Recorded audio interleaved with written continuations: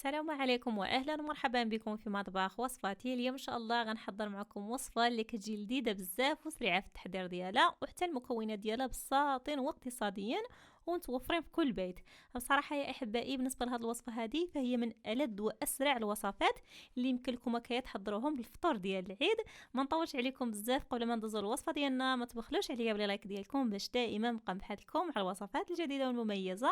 وكذلك الا كنتو كتزوروا القناه ديالي لاول مره، مرحبا بكم في مطبخ وصفاتي. اشتركوا في القناه وفعلوا جرس التنبيهات باش توصلوا دائما بكل جديد. وكما تعودنا دائما قبل ما نبداو اي وصفه ما ننساوش الصلاه والسلام على رسول الله. اللهم صل وسلم على سيدنا محمد وعلى ال سيدنا محمد. ودابا خليكم على المقادير وكيفيه التحضير. بسم الله على بركه الله. في الوصفه ديالي ان شاء الله غنحتاجوا فيها 4 ديال الحبات ديال البنان ولا ديال الموز. وكما كتلاحظوا معايا بالنسبه للحبات ديال البنان اللي غنحضروا بهم الوصفه ديالنا اليوم ان شاء الله، يعني ماشي كبار بزاف، غير متوسطين بحال هالشكل هدايا. في حالات هكا الا كانوا عندكم البنانات كبار ديروا غير شي 3، كانوا صغار يعني كديروا 5 ولا 6. المهم كتمشيو يعني على حساب العين ديالكم. كما كتلاحظوا معايا فانا عندي الحبات هنايا غير متوسطين.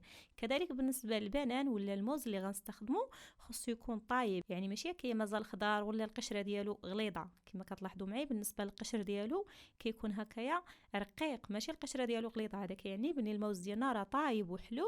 المهم هنايا بالنسبه للحبات ديال البنان ديالنا كنحاولوا نقيوهم داك الكحوليه اللي كتكون فيهم، وكذلك داك الزوائد يعني كنقوهم مزيان. وبطبيعه الحال كيكونوا عندنا مغسولين يعني بشكل جيد، لاننا غنستخدموهم بالقشر ديالهم، يعني غنديروا حتى القشر ديال البنان، لان كما معروف بالنسبه للقشر ديال البنان يعني ديال الموز فيهم بزاف ديال المنافع والفوائد للجسم ديالنا. المهم يا احبائي ما غنطولش عليكم في الشرح، يمكن لكم كيتبحثوا تعرفوا الفوائد ديالهم. وكما فيها بس يعني من حين الى الاخر نحضروا وصفات اللي كيكونوا مختلفين، واخا نحضروهم هكايا بالقشر ديال البنان فهما كيجيو زوينين بزاف. المهم نتوما الا بغيتو كيديروا غير الوسط ديال البنان، يعني ديروا غير البنان ما ديروش القشر ديالو، فيمكن لكم الوصفه راه ناجحه سواء درتو القشر ولا درتو غير البنان. نتوما كيبقى على حساب الذوق ديالكم، الا بغيتو كيديروا غير البنان بحدو ما ديروش القشر، في الاخير كيبقى على حساب الذوق ديالكم، يعني كديروا اللي حبيتو. المهم هنا كما لاحظتوا معايا بالنسبه للبنان ديالنا قطعنا طريفات صغار ودرتوها في الخلاط ولا في المونينكس، وضفت عليه 3 ديال الحبات ديال البيض. كذلك غنضيف عليه كاس ديال الماء بارد من الروبيني ولا من الصنبور. بالنسبه للماء ما كنسخنوهوش باش هكا ما يطيبولناش البيض. كذلك غنضيف كاس قال رباع ديال السكر ما يعادل 112 غرام. المهم بالنسبه للحلاوه كتبقى على حساب الذوق، ولكن هذه الكميه هذه كتجي هي هذيك. ايضا غنضيف واحد الكيس ديال نكهه ديال الفاني ولا سكر فانيلا. بالنسبه للفاني فهو كيتواتى بزاف مع الموز يعني مع البنانه، وكنطحنوا المكونات ديالنا مزيان حتى كيطحنوا وكيوليو هكايا بحال العصير، يعني القوام ديالهم كيولي بحال العصير بحال هالشكل هدايا. ومن بعد الخليط ديالنا كنصفيوه، يعني كنديروها في شي مصفات وكنصفيوه باش كنخلصوهم داك الشوائب، يعني كنحصلوها على الخليط اللي كيكون صافي، ما كيكونش فيها داك الحبيبات اللي كيبقاو كيكحلين ولا داك الشوائب بحال هالشكل هدايا. الخليط ديالنا كيولي صافي. في المرحله هذه غنحتاج ملعقه كبيره ديال خميره الخبز ولا الخميره الفوريه، تقريبا هكا واحد 10 غرام، اللي كنضيفها في واحد 4 كاس ديال الماء وكنخليوها حتى كتذوب. بالنسبه للخميره من الافضل ما ديروهاش مباشره على الخليط باش هكايا تذوب معكم. ايضا غنضيف ملعقه صغيره ديال الملح، والملح كتبقى على حسب الذوق. وغنبداو ان شاء الله نضيفوه في الدقيق. بالنسبه للدقيق غنحتاج 10 ديال الكؤوس، يعني كيلو ديال الدقيق. بالنسبه للناس اللي عندهم الميزان الدقيق ديالكم وزنوه، وإلا ما كنتوش كتوفروا ليه الميزان الدقيق ديالكم غربلوه يعني نخلوه. والكؤوس ديال الدقيق عمرهم غير بالملعقه، يعني حاولوا الكؤوس ديال الدقيق ما تضغطوش عليهم باش يخرج معكم القياس. وفي الاخر يا احبائي بالنسبه للكميه ديال الدقيق كتبقى على حسب الخليط، لان دائما كيكون الاختلاف اما في النوعيه ديال الدقيق ولا في النوعيه ديال الموز اللي استخدمنا. المهم ان شاء الله في الاخر غتشوفوا معايا القوام ديال العجين. في هذه المرحله هذه غنضيفوا الخميره اللي كتكون دابت بحال الشكل هدايا. كذلك غنضيف 3 ديال الملاعق كبار ديال العنب المجفف ولا الزبيب اللي كنقطعوها طريفات صغار. بصراحه بالنسبه لهاد العنب المجفف ولا الزبيب كيخليها الفطائر ديالنا يجيو لذاذين بزاف. ملي نكونوا كنتناولوا الفطائر كنلقاو داك القطع ديال البنان، وكنستمروا في الاضافه ديال الدقيق بحال هالشكل هدايا. وحنا كنعجنوا العجينه ديالنا غير بالاطراف ديال الاصابع، لان كما كنذكر لكم دائما بالنسبه للناس اللي كيتابعوني كيعرفوني ما كندلكش العجينه باش هكا الفطائر كيجيونا هشاش. المهم في هذه المرحله هذه غنضيف واحد الملعقه كبيره ديال زبده طريه بحال هالشكل هدايا. بالنسبه للزبده من الافضل ما تكونش عندكم في الثلاجه، يعني تكون برا الثلاجه باش كتندمج معكم بسرعه.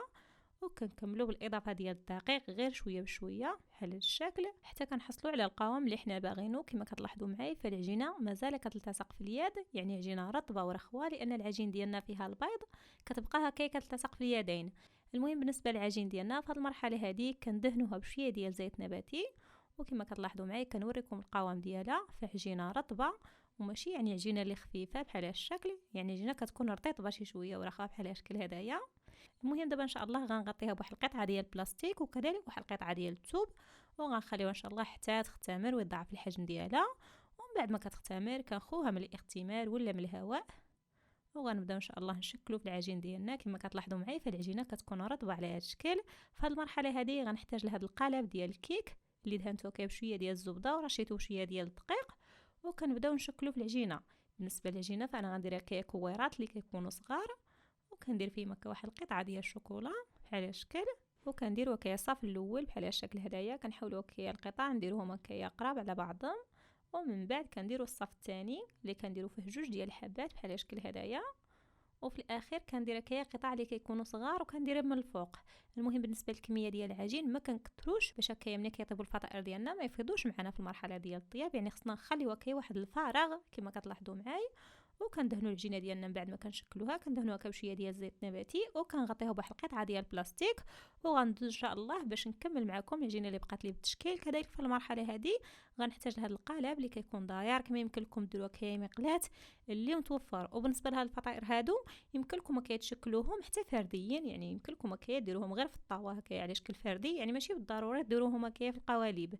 المهم هنايا كنشكلوا العجين ديالنا وكنلفوها بحال هذا الشكل هدايا، وكنديروها في هذا القالب. كذلك في الوسط كندير لها هكا واحد شويه ديال الشوكولا، كما معروف بالنسبه للوليدات الصغار يعني عزيز عليهم الشكلاط، لهذا كنحاولوا هكا نديروا هذه القطع باش ملي يجيو يتناولوا الفطائر كيلقاو داك القطع ديال الشوكولا في الداخل. المهم بعد ما كنشكلوا العجين ديالنا كنحيدوا داك الزليفه وكنساويو العجين ديالنا، وبنفس الطريقه كندهنوا العجين ديالنا بشويه ديال الزيت النباتي كامل الوجه ديالها، وعاد كنغطيوها بواحد القطعه ديال البلاستيك باش ما تلتصقش، وكنخليوها حتى كتختمر وتضاعف الحجم ديالها. ومن بعد ما كتختمر كندهنوها بصفار ديال البيض اللي كنضيفوا له شويه ديال الخل وغندخلوها ان شاء الله الفران. المهم بالنسبه للفطائر ديالكم في هذه المرحله هذه يمكن لكم كتزينوهم بشويه ديال الجنجلان يعني السمسم ولا اللي حبيتو، فانا غنخليهم حتى غيطيبوا غير غنزينهم وانتم كيبقى على حسب الذوق ديالكم. المهم بعد ما كندهنوهم بصفار ديال البيض غندخلوهم ان شاء الله الفران اللي كيكون عندي سخون من قبل، كنحطهم في الجهه الفوقانيه بحيث كتكون النار من التحت على شعله اللي كتكون مهيله، كنخليوهم حتى كيطيبوا وكتطلع فيهم التحميره، يعني كيبداو هكايا يبانوا لنا تحمروا حتى شويه من الفوق، عاد كنهبطوهم يذهبوا ويكملوا الطياب ديالهم باش هكايا كيجيونا محمرين حتى من التحت. وهذا يكون الشكل ديال الفطائر ديالنا بعد ما طابوا كما كتلاحظوا معايا كيجيو محمرين ومذهبين. دابا ان شاء الله غندهن مكايا بشويه ديال الناباج، كما يمكن لكم ديروا هكايا الكوفيتر ديال المشماش يعني المربى كديروا اليوم متوفر، وكنزين مكايا بشويه ديال الكاوكاو ونكسي ولا مهرمش بحال الشكل هدايا. وكما ذكرت لكم بالنسبه للتزيين كيبقى على حسب الذوق وكذلك على حسب المتوفر. وكما كتلاحظوا معايا بالنسبه للفطائر ديالنا يعني ما شاء الله كيجيو منتفخين ومرتفعين بحال الشكل هدايا. وكما عودتكم ضروري نحل معكم الوصفه باش تشوفوا الشكل ديالها من الداخل. كما كتلاحظوا معايا الفطائر ديالنا كيجيو هشاشين كيجيو رطبين ومجعبين من الداخل، وحتى بالنسبه للمذاق ديالهم كيجي مختلف على الفطائر اللي كنحضروهم بالحليب، كيجي فيهم واحد المذاق ديال الموز ولا ديال البنان، والوين ديالهم كما كتلاحظوا يعني كيجي كراميلي على شكل هدايا. المهم يا احبائي ننصحكم تجربوا هذه الفطائر ولا هذا البريوش هدايا كيجي لذيذ بزاف ومختلف، وكما ذكرت لكم يعني من باب التغيير ما فيها باس نحضروا هكايا وصفات اللي كيكونوا مختلفين. المهم يا احبائي دوم قليل الا نودعكم، الا كنتم مازالين كتشاهدوني حتى لهاد الدقيقه شكرا بزاف على المتابعه ديالكم. نتلاقاو ان شاء الله في فيديو اخر وصفه ثانيه، مع السلامه.